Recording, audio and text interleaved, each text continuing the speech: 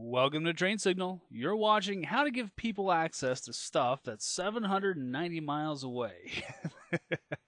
Yeah, that's actually the amount of distance between New York and Chicago, just in case you're wondering. We're going to be talking in this video about how to create universal groups, a thing called AGU DLP, and also how to make sure that people can log in anywhere in your enterprise. So let's go ahead and just talk about the topics. In the beginning, we're going to be building some more users. So yeah, we're going to break out that Excel script again that I showed you earlier on in this course. And we're going to create, of course, some OUs and all that. So we'll do that work. And then once we have some OUs, we're going to start talking about the different kind of groups that you could put your users into. Now, it's not hard, but I mean, you saw the different kinds of groups that are available when we were creating our groups earlier, right? We just kind of glossed over it. Well, now we're coming back around because we need to talk about, I want to make sure you understand what those groups are and what they're used for. Then I'm going to tell you how to set up your groups so that you can use them to provide access to resources between domains. And really going to give you a reusable strategy in order to do that with. Then we're going to talk about how to make sure your users can log in anywhere in your enterprise. And here's the kicker, your enterprise may already be set up for this. Okay, but if not, I'll show you where to go to for that. All right, so let's go ahead and let's get started and start talking about the users that we're going to be creating, at least the general OU structure. Of course, we're going to add in about 20 users. You know, Hank has sent you another 20 users to be added to that Chicago office that we're establishing here. So we're going to break out that Excel script. I'm going to show you once again how to use that script in order to create a whole bunch of users really fast, really easily. Now, once we have those users, we're going to turn around and we're going to create this OU structure that you see right here on the screen. We're going to start off with the Chicago OU. By the way, we're going to be doing this on the NA domain, okay? We're not going to be creating these in Globomantics. We're going to be creating these in na.globomantics.com. And then, of course, we're going to create inside that Chicago OU, Chicago users and Chicago computers. Remember, we do that in order to make sure that our group policy for users and the group policy for computers are separate, just to make our lives a little easier and organization just a little bit easier for us. Then for our Chicago users, we're going to be creating two separate OUs, one for sales and one for ops. Then we're going to be creating some groups over here. We're going to create Chicago sales and Chicago sales managers, and then of course Chicago ops and the ops managers. So pretty much, our review of what we've done previously for the New York office. And so I'm not going to spend a lot of time explaining each step. Again, I'm just going to give you a quick demonstration, just more or less as a review of what we've done in New York, just to make sure that this stuff is sticking, all right? So let's go ahead and let's bounce on over to our NA server, and let's make this happen. All right, so here we are over on NADC1, and what we need to do first, before we start creating users, is remember, we need to have some place for the users to live, right? So I'm going to go ahead and right-click here on na.globomantics.com, and let's make a new organizational unit. And so we're going to go ahead and we're going to make the Chicago OU. Tell that OK. And there he is. Let's go ahead and let's make the interior Chicago OU child organizational units here. So we're going to make Chicago users. And we also need to make Chicago computers. Okay, so we have the two distinctions. Remember, we set those up so that we can apply different group policy objects to each one of these if we need to. It's always good to have that flexibility. All right, so now inside of Chicago users, we need to make two more. We need to make another organizational unit here. We'll call the Chicago Ops. And then we'll also, let's make sure we're in the right OU. In Chicago users, we also need to make Chicago sales. And there we have it. And you know what? In terms of the organizational units and groups for the Chicago computers, we'll let Jamie or whoever we hire on to be the admin for Chicago take care of that. So now that we have our organizational units in place, now we can bounce back on over. Let's go into Excel. We need to create that user script using the names that Hank has sent us. Let's go back on over to client 1, and then let's go ahead and let's create those real quick. All right, so here's our Chicago employees list. Let's go ahead and select these real fast, and we're going to copy and paste these over into the mass user creation script source for Chicago. I'm going to do a quick Control V to paste those guys in. Now I need to make some alterations to the OU that it's going to live in, because right now it says that we're going to be using the ops OU, and that's not really what we want. We need these to be in Chicago ops or Chicago sales, right? So I'm going to go ahead and type in Chicago ops, do a quick autofill, and now I also need to do and make this a Chicago ops managers item. Do the same thing for the next one. And again, right now, I'm going to reiterate the importance of understanding not just IT, but you also need to understand the app side of the world as well, because using Excel and some of the other tools that are available to us for doing stuff like this is going to save you a massive amount of time. All right, so let's go ahead and we'll create Chicago Sales Managers. Oops, the Chicago Sales Manager. Let's do the same thing here. We'll just copy this guy down real quick. There we go, so that they all match nice and neat. Oh, but you know what? These don't need to be Chicago Sales Managers, do they? Because this is the name of the group that's going to be in. They all just need to be in Chicago Sales, not the Chicago Sales and Ops Managers. We don't have OUs for those, right? Right? Yeah. Yeah, it's true. Trust me. All right, so now we have them going into the right OU. Now we need to check out the rest of our script here. So we've added our users info in here. We're going to go now to the mass user creation script. And I have made some adjustments to the script. And let me show you what they are, okay?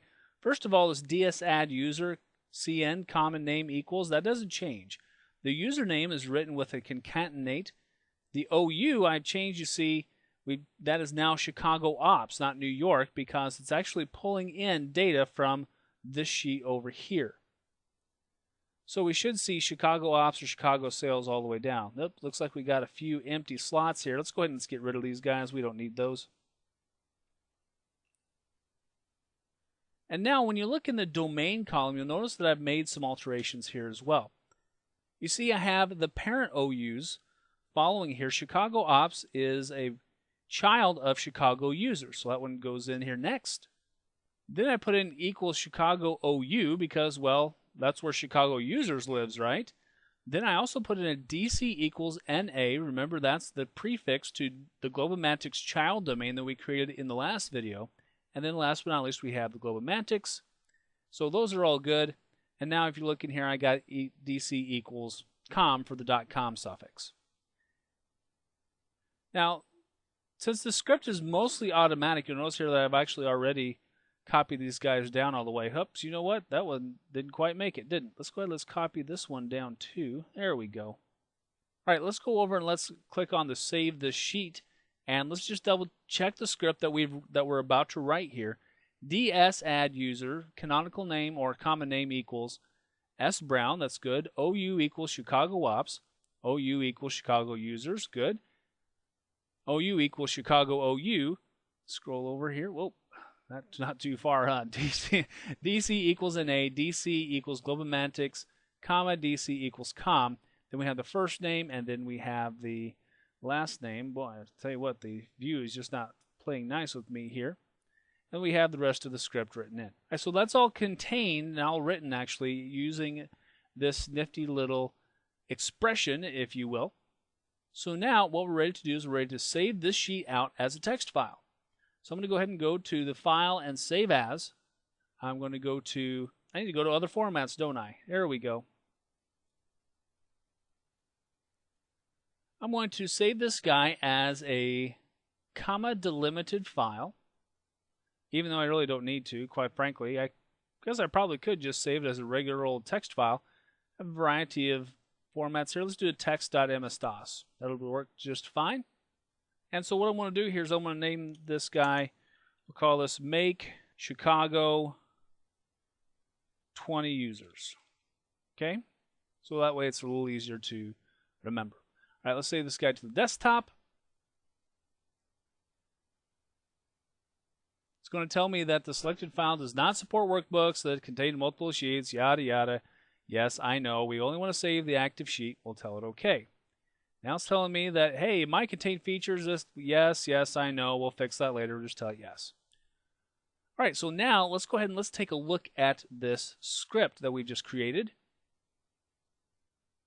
And we'll open him up here. And let's just double check to make sure everything came out okay. And I'm not seeing anything weird, so always double check your file. Make sure there's no extra quotation marks or anything like that before you do one of these numbers. Now we're going to save this guy as a batch file. So we're going to go to File, Save As. We're going to select All Files, and we're going to make this .bat. And we'll save this guy out. We'll go ahead and we'll close it, and here is our batch file. Now, since we need to run this file over on NADC1, we need to put it onto a floppy drive, USB stick, probably more so, and then get it over to that other machine. Right now, we are actually on CL1 in New York, and the problem is that this guy is not a member of the na.globalmantics.com domain. So tell you what I'm going to do is I'm going to copy and paste this guy onto a stick. I'm going to put it over on NADC1. And when I come back, we'll be over on NADC1. And we'll go ahead and we'll run this guy over there. All right, so here we are back over on NADC1 now. And you see here that our Make Chicago 20 Users batch file has been pasted over here. So now what we need to do is we need to run this guy and see how we did. Let's go to the command prompt. And by the way, I am logged in as Chicago Super Coach, just so you know. And so now we'll just go ahead and we'll do a quick CD, and we'll just get back over here to the root drive, and we'll go ahead and we'll figure out, let's see, what are we called again? Make Chicago 20 Users, and hit the enter key and let it run. And we'll see how we did. All right, I'm seeing a whole bunch of DS added succeededs, and that's a good thing.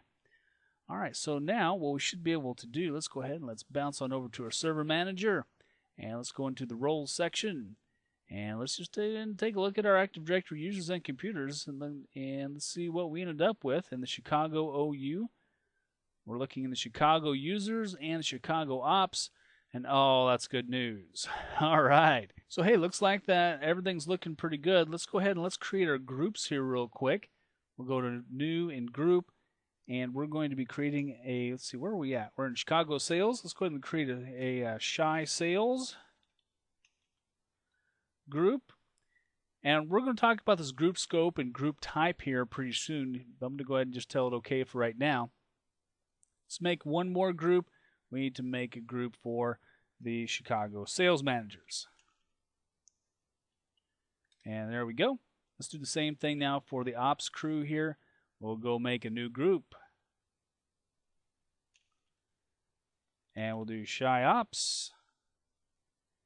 And then we'll do new group, Chi Ops Managers. Okay. So now we'll go ahead and we'll add in our people to the groups here real fast. And basically we know that all of these, except for the last two, are part of the Ops Managers, or I'm sorry, the Chi Ops. We'll do here, we'll just do a quick group add, Chi Ops, that's what we want. And then we'll add the last two here to our Chi Ops Managers. And just a real quick type, we'll go back in and we'll check here real quick. Chi Ops Managers, members, yes, there we go. S Brown and S Masters. We're good to go for that one. Let's do the same thing for Chicago Sales here real quick. And again, similar type of thing, everything for but the last two. We'll just do a quick add to group.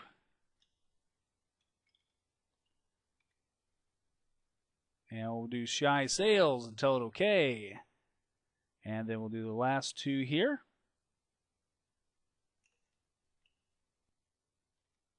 And we'll put them into the Chi Sales Managers group. There we go. Okay, so our users have been created. Our organizational unit structure has been created as well. So everything is looking pretty sharp and pretty good. At this point, we are ready to move on to the next step. Here's what we want to do. We want to make sure that our sales users specifically have access to the stuff over in New York, because the sales strategy and all that not going to change that much between New York and Chicago. The operation stuff, on the other hand, well, we might have completely different operational procedures for between New York and Chicago based on state laws and all that good stuff. So we'll focus on the sales group. Let's bounce back on over to the slides and let's talk about the different kinds of groups. We'll talk about the types of groups we created here. We'll talk about the other kinds of groups here. So let's bounce back on over and let's talk about this stuff. So let's talk about these two types of groups here that we have seen, but we haven't really done anything with. At this point in time, we've seen what a security group is, and here's what a security group does. It basically allows you to grant permissions to resources like shared folders, printers, and all that good stuff. Now there's a second kind of group called a distribution group. Basically what they are email lists, and we don't use them that often because a security group can offer the functionality that a distribution group can as well. Now, we can convert a distribution group into a security group. So sometimes we might see these used when we are converting or adding in outside networks into our own. But for the most part, you're going to be creating mostly security groups. Now, there's three different kinds of scopes of groups. And again, we've seen these on the screen, but we don't really know what they are at this point. So let's go ahead and let's talk about them. First of all, we have the global group. Okay. Now, a global group is usable in any trusted domain in the forest. However, users can only come from the home domain. So if you create a global group, let's say we create a global group in Chicago, okay? Well, the users that can belong to that group can only come from the na.globalmantics.com domain. They can't come from the globalmantics.com domain proper. They can only come from the Chicago office. Now, a universal group, however, still usable in any trusted domain in your forest. However, users can come from any domain. So this one we get a lot more flexibility with, especially when we're in a multiple domain environment. And by the way, if you're in a single domain environment, you don't probably need a global group or a universal group. You probably only need a global group if you only have one domain. But when you're starting to add in additional domains, then we need to start thinking really hard about universal groups. Now, there's one more group scope that we need to talk about, and that is the domain local group. Now, here's the deal. A domain local group is usable only in the domain that it lives in. So if you create a domain local group, you can't give access. Let's say we create a domain local group in globalmantics.com in the New York office. We cannot use that group in the Chicago office. We can't use it in na.globalmantics.com. There's a very severe limitation to that, and that's for security reasons too. But again, users can only come from the home domain. So when you have a domain local group, the individual users that you put into it can only come from the domain that it lives in. However, we can take a group like, a universal group, and we can make it a member of the domain local group. So the nice thing about universal groups is since they can be used across domains without any real hitches or problems, we can take that universal group and make them members of the domain local group. Now, let's go ahead and let's talk about some strategies next. And these are pretty well-known strategies that a lot of people have been using for a long time. But we call this strategy AGUDLP. Now, I know that sounds like alphabet soup, but let me talk to you about what that means. The kicker of it is that now we have multiple domains. We've got two, right? All right, so that's multiple. And so we also have the challenge of making sure that we can easily provide access to resources between them, like the shared folders that we set up earlier. Now this AGUDLP is really a strategy that we can use to grant access in kind of a more or less reusable way. So let me show you how it works. Here's what we do. We start off, we take a whole bunch of user accounts, and we add them to a global group. Okay, so there's the A and there's the G. So once we have this global group created and we have users given access to it, then we take that global group and we make it a member of a universal group. So that way this global group can have access to resources that the universal group has access to. It's kind of a transitive property, if you will. Then we take that universal group and we make it a member of a domain local group, no matter where that domain local group might live at. Now, some of you initially are thinking, wow, why would I do this? Well, here's the thing. Okay, when you have a universal group, remember, we can have users, members of this group from any domain. Okay, so we can have a global group from Chicago and a global group from New York. they can both be members, both of those groups can both be members of any universal group. Then it makes it real easy for us to take one universal group and give it access to, or make it a member of the domain local group. Then we take this domain local group and we give them permission to network resources. Now initially it sounds a little convoluted, okay? But the reason why we only give access to resources to the domain local group is we want to have a secure amount of resources. We want to have as much security as we can get without restricting too much of our access. So when we give access only to the domain local group, that allows us to very easily provide access to all of these user accounts over here via access from the global group to the universal group to the domain local. Now, having said all that, can we just take a global group and make it directly a member of a domain local? Well, yeah, I suppose, but the problem is that a global group can only have members from one particular domain. When you add it to a universal group, we can have, again, global groups from any number of domains that are trusted in our forest. So the nice thing about this is that once this strategy is set up, let's say you add in another domain. If you add in another domain, all you have to do is take a global group and make it a member of a universal group that's also a member of the domain local, which then has access to the network resources. So on the initial setup, it's going to take a little more time and a little more planning. But once it is set up, it will save you time in the long run.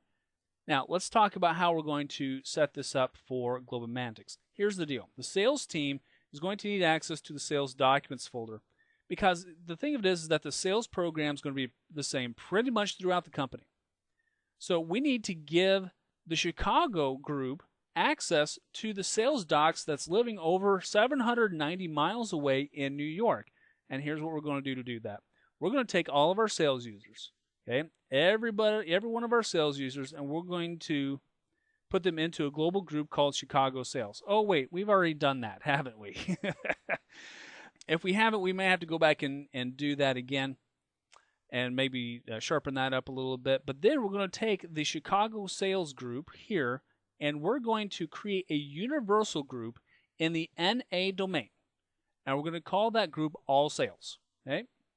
Then we'll take Chicago Sales, we'll make Chicago Sales a member of All Sales.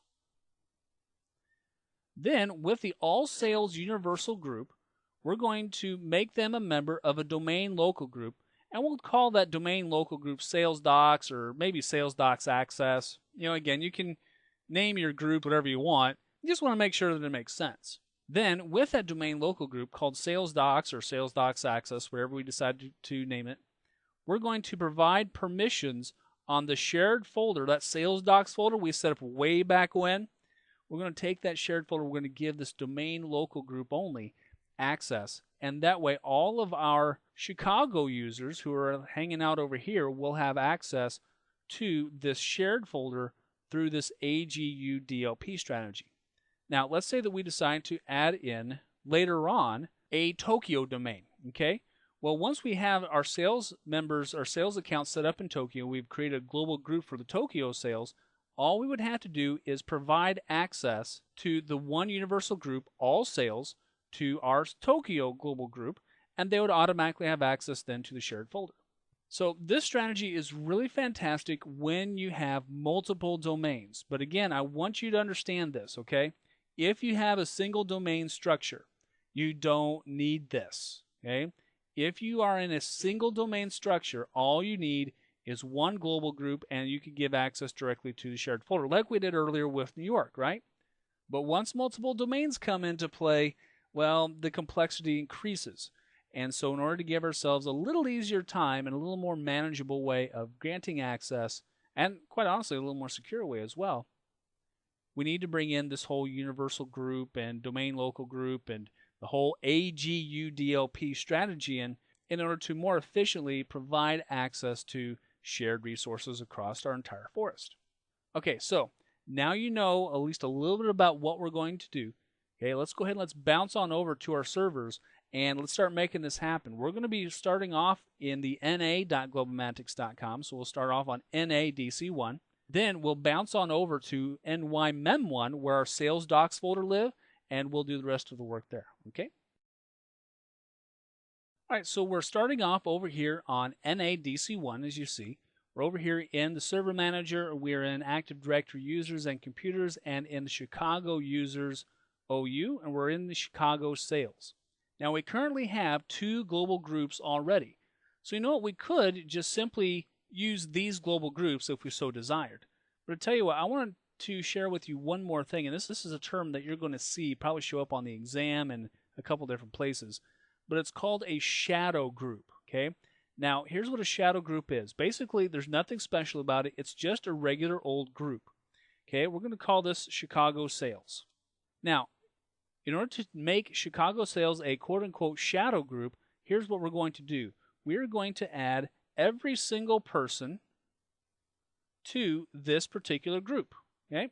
So I've selected all of my Chicago users. By the way, I held down the Control key in order to select all of my users. And now I'm going to make them all members of Chicago sales. Right-click, add to group, and we're going to type in here Chicago sales. And they've been added to the group successfully. That's great. So now Chicago sales is now a shadow group for this organizational unit, okay? Now, basically what a shadow group is, again, one more time, I want to make sure you get this. A shadow group is a group that has all of the members of an organizational unit in one group. That's it. So basically, we can use this group to handle everything on all of our users and whatever we might have in this particular organizational unit. Right-click, let's go into properties here real fast, and let's put in just some notes here. We're going to put in your shadow group of entire Chicago sales OU, okay? Just so we know what that is, we'll tell that okay. So we have our global group, our shadow group, right? And so we're going to now right-click, and we're going to make another new group. We have our global group. All of our accounts are part of it. So we got the A, we got the G. Now we need the U. So now we're going to create a new group called All Sales. Okay, and this time this guy is going to be a universal group, so that way this group will be able to use in any trusted domain in our entire force, no matter how big our force gets, and users from any domain can be part of it, including other groups, right? So we're going to tell this guy okay. And so now we have All Sales. Now we need to make Chicago sales a member of our universal group, All Sales. Real easy, right-click, add to group, nothing new here. We'll just make it a member of All Sales. Bam, we're done. So we've got the A, we got the accounts into a global group. We got the A, we got the G. Now we have the U, because now Chicago sales is now a member of All Sales. And since All Sales is a universal group, we're A-OK. Now notice here that I've only been creating security groups, right? Distribution groups we don't use very often, so we're not going to mess around too much with it. I'm going to tell that OK. All right, so now what we need to do next is we need to go over to New York, and we need to provide a domain local group for All Sales to be part of. So tell you what we'll do. We're going to go ahead and we're going to use our same server manager right here. I'm going to right-click on na.globalmantics.com, select Change Domain. I'm going to go ahead and take off the NA. So even though I'm over here in Chicago, I can still get in to the globalmantics.com domain. There we go. And over here in the New York OU, let's go to New York Users and into the Sales group. Okay? Let's see here. Right-click. We'll go to All Tasks. And, oh, hey, wait a minute. We don't have the new group, do we?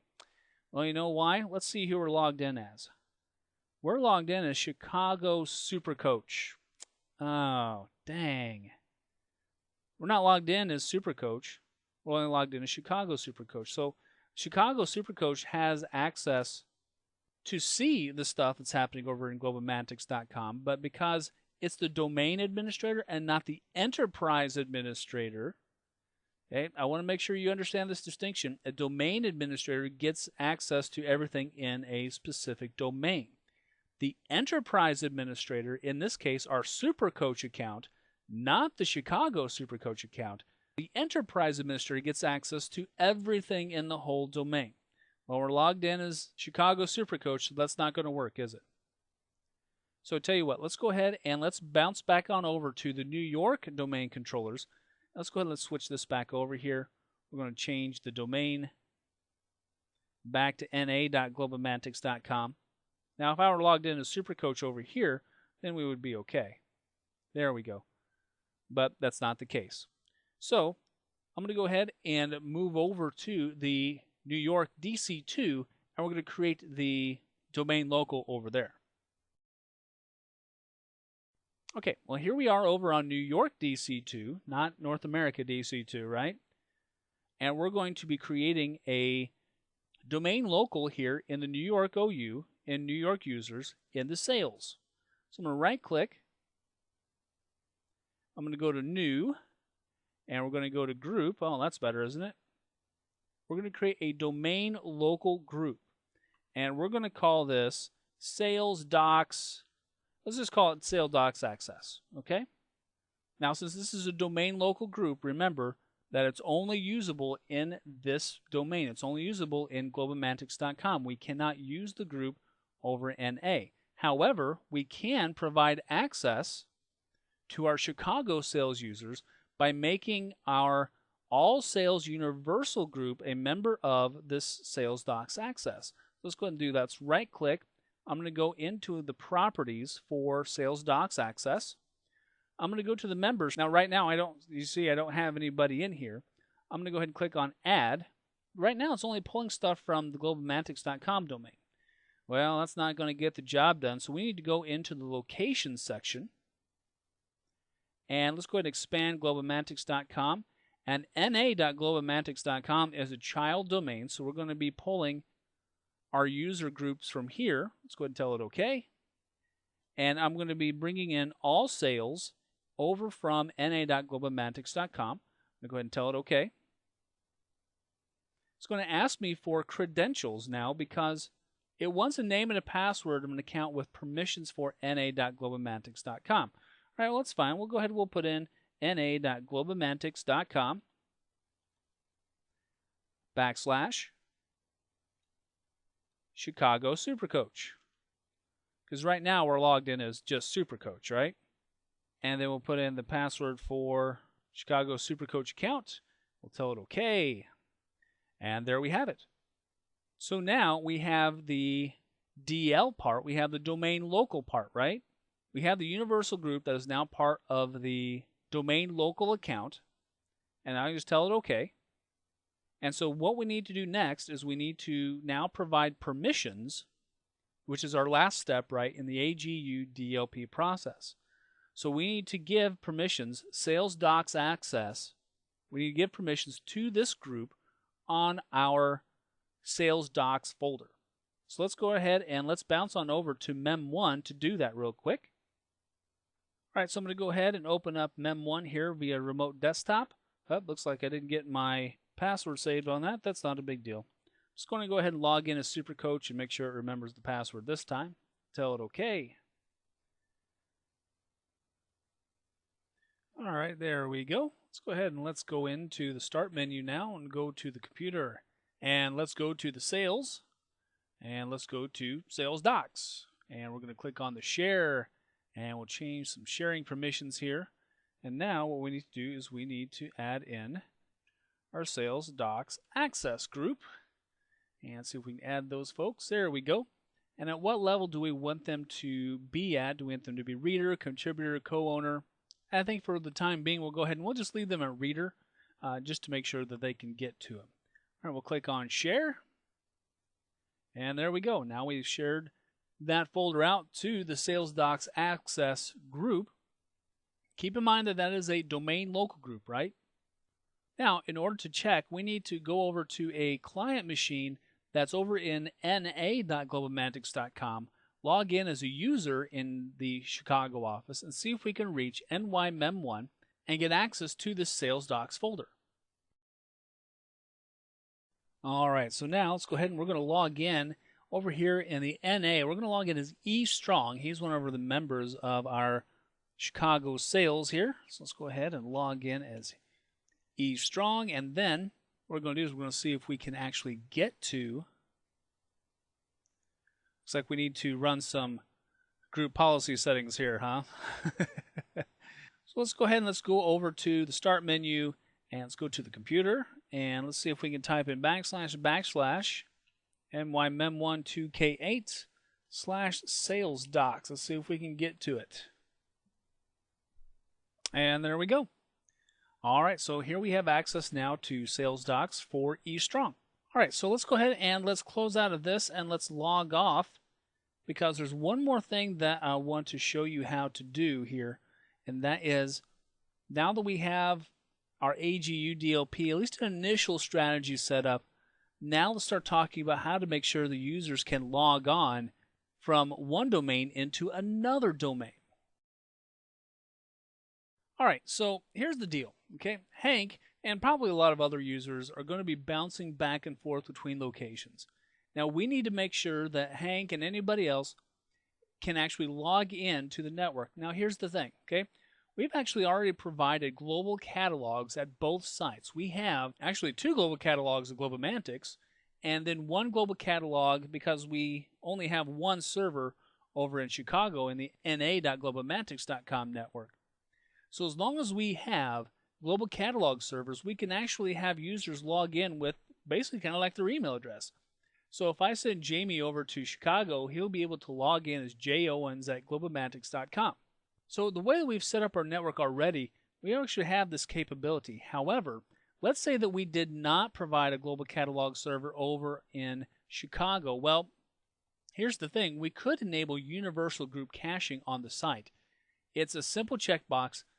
Chances are of you not enabling a global catalog at a particular site, pretty low, quite honestly. But just in case you're in an instance where that is the case, I'm also going to show you where to go to find this universal group caching item.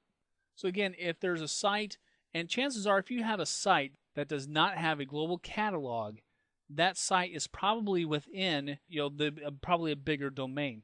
So if we had globomantics.com, and let's say that Chicago was still part of globomantics.com, let's remove the NA, and we did not have a global catalog server, then we would use this universal group caching option.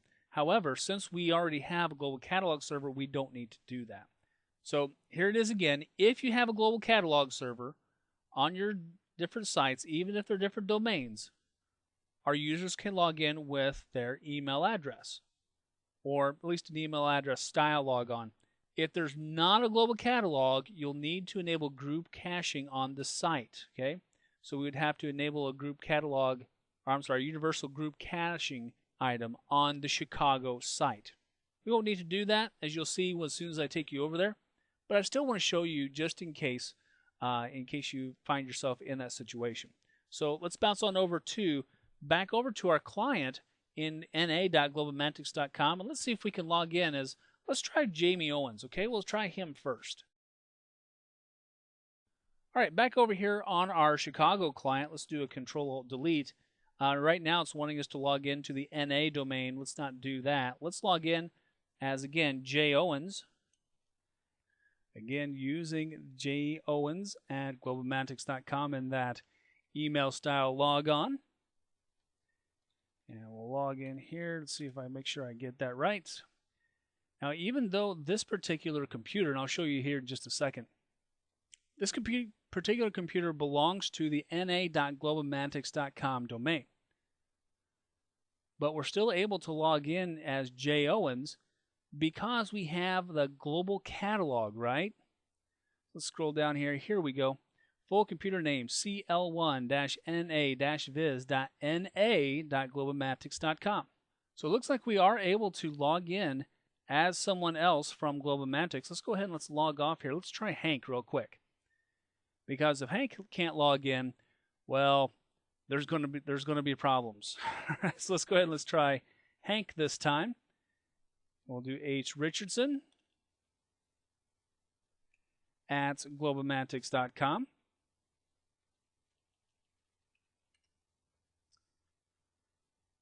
And there we go. Looks like Hank is able to log in too. So that's a beautiful, wonderful thing. The boss always has to be able to log in wherever he or she may go. All right, so we know Hank is able to log in. So now I'm going to bounce back on over, by the way, to the domain controller for na.globalmantics.com. Let's bounce on over to NADC1 because I want to show you where to go to in order to make sure that in case you don't have a global catalog in a site, okay? Now, a site can contain a domain, but it doesn't have to. You can have multiple sites in the same domain. And if that's the case, you're going to have a domain controller down there probably for people to be able to authenticate against, but you may not necessarily have a global catalog on that same domain controller. So let's take a look. All right, so back over here on NADC1, let's go ahead and let's take a look at where we would find that at. Let's go into Active Directory Sites and Services and into Sites. We're going to go into the Chicago section. I'm clicking right here on Chicago, okay? I'm not expanding it. I'm clicking right on Chicago. Now I'm going to go into the NTDS site settings by right-clicking and going to its properties. Now it's very important that you don't go down into the Chicago section. You go ahead and just click right on Chicago and select, or right-click on this NTDS site settings, right-click and go into its properties. Now you'll see here Universal Membership Group Caching. Notice that it's grayed out. Well, that's because the Chicago site has a global catalog. I don't need to, and I really can't, enable group membership caching because, well, it's unnecessary. If you have a global catalog there already, you don't have to worry about this. If you don't have a global catalog, that's a different story. Okay. So we are successful in that. Let's go ahead and let's bounce back on over to the slides. Let's do some wrap up, and then let's move on. Okay, so some critical vocabulary here. Let's talk about some important words. Security group. It's a group object in Active Directory that allows you to provide access to resources on the network. But a distribution group, on the other hand, is an object that acts basically as an email distribution list. So we don't do those very often. A global group is a group usable in any trusted domain, but users can only come from the home domain, and it can be a member of a universal group. A universal group is slightly similar in that it can be used in any trusted domain, but users can come from any domain, which is very cool. And it can be a member of a domain local group, so we can provide that AGUDLP strategy for permissions. The domain local is, remember, only usable in the domain it lives in. Users can only be from the domain it lives in, but remember, we can always use universal groups as members of that domain local too. And now, after viewing this video, you should be able to distinguish between global, universal, and domain locals. That's a piece of cake, right? Remember that the biggest difference between global and universal is that the users in a global can only come from the domain that that global group lives in. The universal group, on the other hand, the users can come from any domain in your trusted forest. Domain locals, again, remember, only usable in the domain as they are. I know I'm kind of beating this dead horse, but I want to make sure that this gets into your head. You should be able to distinguish between security and distribution groups. Remember, distribution groups, we don't do these very often because they're just basically email lists. I've taught you how to utilize AGUDLP to provide access to resources that are across domains. Remember, if you have a single domain, ignore all that AGUDLP.